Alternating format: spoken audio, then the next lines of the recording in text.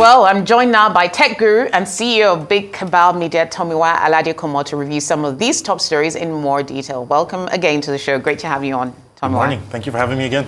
Great. We're going to start with Nigeria. Axis Bank is spreading its tentacles globally. I mean, these guys clearly sitting on a lot of cash. What do you make of this Asian move? I think they've been really bullish from jump. You know, it's a bank that's from day one really sort of like been clear about its ambitions. So they're going to be global. They're going to take over the world. I think that we've seen them do acquisitions across the continent, move into Europe, or across Africa, and then go into Europe already. So this does make sense in terms of we have global ambitions. We're not going to be limited by what other people have done before. We're not going to be limited by the expectations. And I think it's incredibly bold. I think it's exciting. And it's a good thing for an economy like ours that needs to build better global links. I think the timing is actually really interesting when you look at this new administration, you look at our need for sort of FX coming into the country. In order to do all of those, you've got to build relationships with the world. And so it is useful to have banks that have links, that have customers, that can service in other parts of the world. And so I think it's an incredible move for them. It's an impressive move for a bank that always has been really, really ambitious, really has been bullish. And so, Interesting. They've been quite mum on the exact country location, but I'm kind of guessing China. That would make sense, right, from a trade perspective? I think China would make sense. Options? I mean, China would make sense. Okay. I will say, if you look at sort of the deals that we're doing and the way we're expanding into the world, kind of from a country perspective, there are a lot of countries that we don't do business with where there are opportunities. I mean, they could open in Japan. It would be. Oh, even India. Well, India is a massive market, and of course, you know, this administration did a big trip to India at the beginning of, you know, when they came in. And so I think there are a few markets. I understand they're keeping mum. You don't want to piss off the regulator before you enter the market. But India is definitely a country that we should have much bigger trade relations with.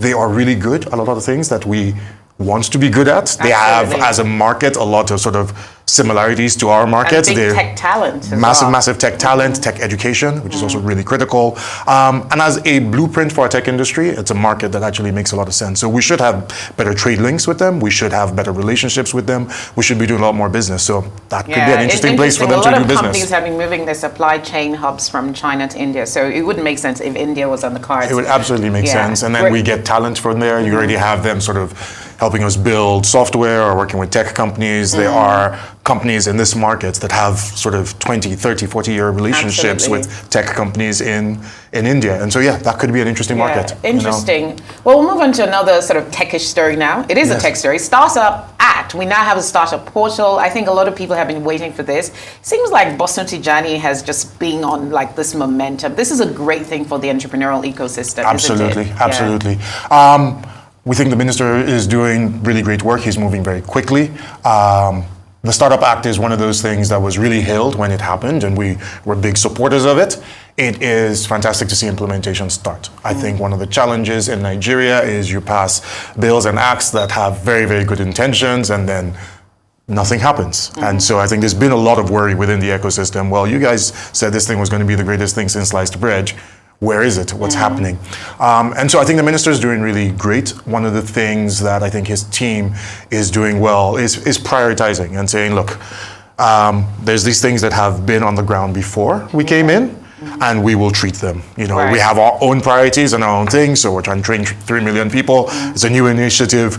We're going to work on that. So he has a team working on the portal for that and getting that live. There's a lot of work and energy that's been going on. But the Startup Act is important. And I think if you looked at the minister's sort of roadmap for his time in office, there are a number of things that the Startup Act sort of like really helps enable. And so it's domiciling investment in Nigeria is one of his priorities. And so the Startup Act, you know, gives you benefits if you are domiciled in Nigeria. So implementing that, getting that live is really important to ultimately sort of, for his ultimate goal of increasing the number of startups domiciled in Nigeria, it's an important step.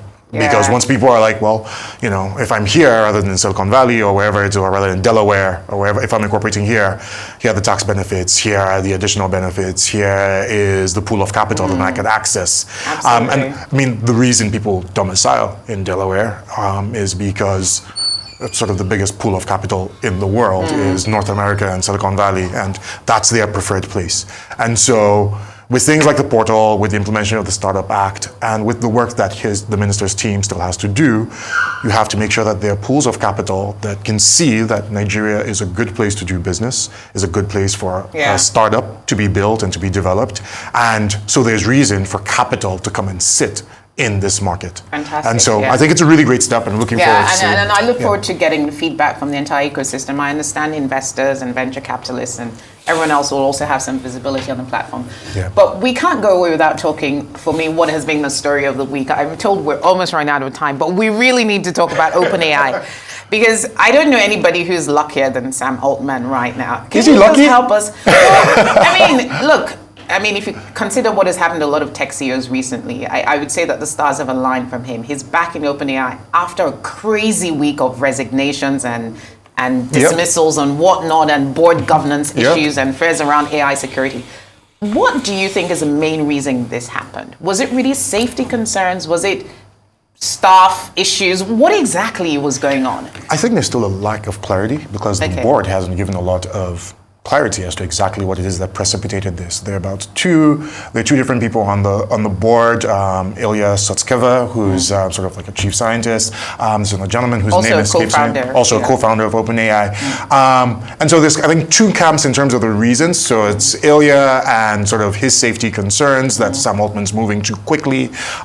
There's another sort of set of concerns around theoretically one board member who has a competing product and how, essentially, was it a bit of a coup because he felt upstaged by sort of some of the products that Sam Altman had revealed the week before.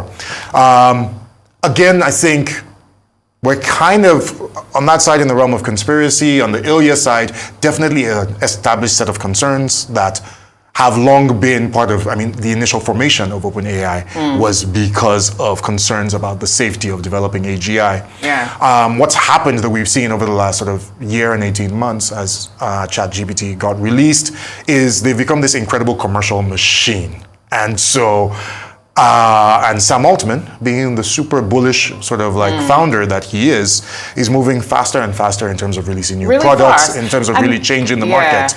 And I think there's definitely, and I think more at board level and within the broader scientific community, a lot of concern about that pace of innovation.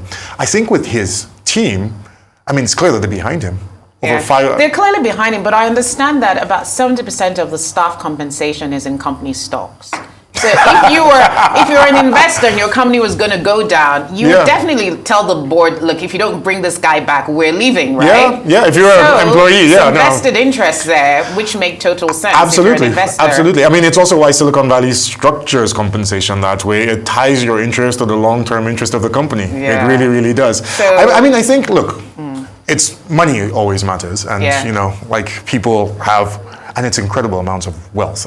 So I think they had an $89 billion sort of like share sale on the market that would have gone completely in flames if he hadn't, if he hadn't come back into OpenAI. So definitely a lot of employees had, but a real financial interest in this continuing to exist. But I also think that he's not quite lucky in that he's built this. He has built this incredible company. He's been a really productive leader for them. He's been really sort of he's been savvy in managing government and managing just the full range of stakeholders. And so I think, you got to compare it with something like the ousting of Steve Jobs from Apple.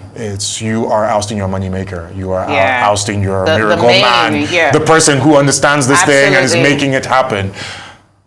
OpenAI would have died. It absolutely would have crashed, actually. But, I hear stuff about OpenAI engineers who earn $800,000 in basic compensation. So clearly, not a bad place to work. Not a bad place to work. If you have advanced AI skills, we really have to go. Wish them the best of luck, but we have to keep an eye on AI security as well, because that is a big one. Thanks so much for joining us to talk about these really interesting tech stories and insights. Hopefully, we'll have you back on soon. Thanks a lot. Thank you. So I've been speaking to Tomiwa Aladekomo, CEO of Big Cabal Media.